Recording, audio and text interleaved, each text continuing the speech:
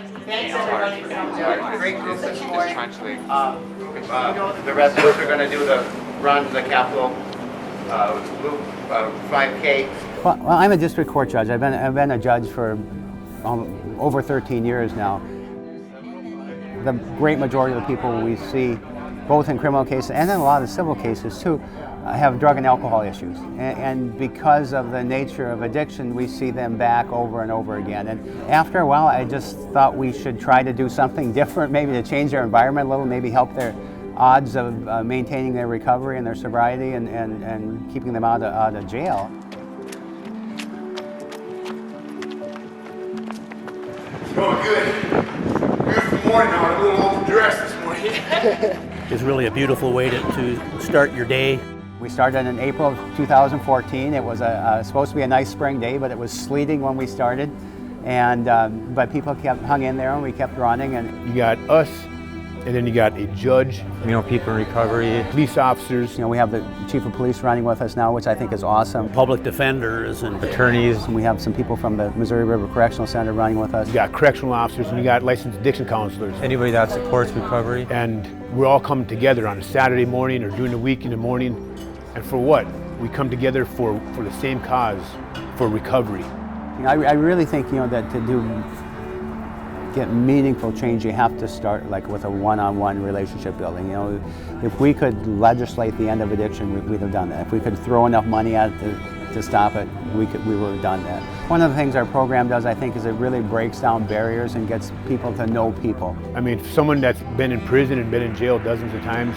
I mean, a few years ago, if you would have ever asked me this, if I'd been running with a judge and with the chief of police or anything like that, I would have laughed. You know what I mean? That would have been, that wasn't even in my range at all. And now these guys are like personal friends of mine, and it's unbelievable how supportive they are. When we run, we have our running shoes on and our running clothes, and we're just runners. It doesn't matter what you do or what walk of life you come from or what your history is. We're all one. It's a level playing field. Where else did that happen? These two worlds used to come together like this. Now these two worlds are coming together like this. I mean, how beautiful is that? Seeing people not as addicts and felons, but as people, and seeing people not as judges and police officers and people that are the, on the other side, just seeing them as people. I think that really helps. We're just here for the same cause, you know what I mean, and to spread the word about recovery is possible. Addiction sucks, but recovery is possible. It's really very rewarding to see someone, like take Jack for example.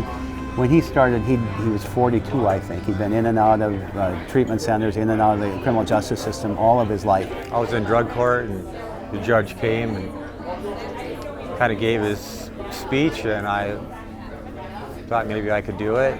And it was an obligation for the court, so I didn't want to go to AA or NA. And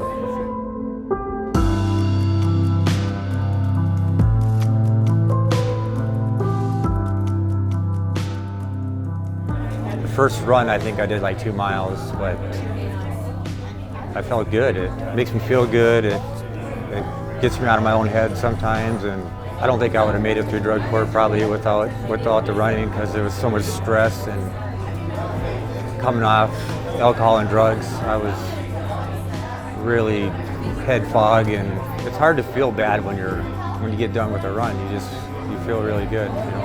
He's done really well. He started running longer distances. He's run, I think, 15 half marathons now.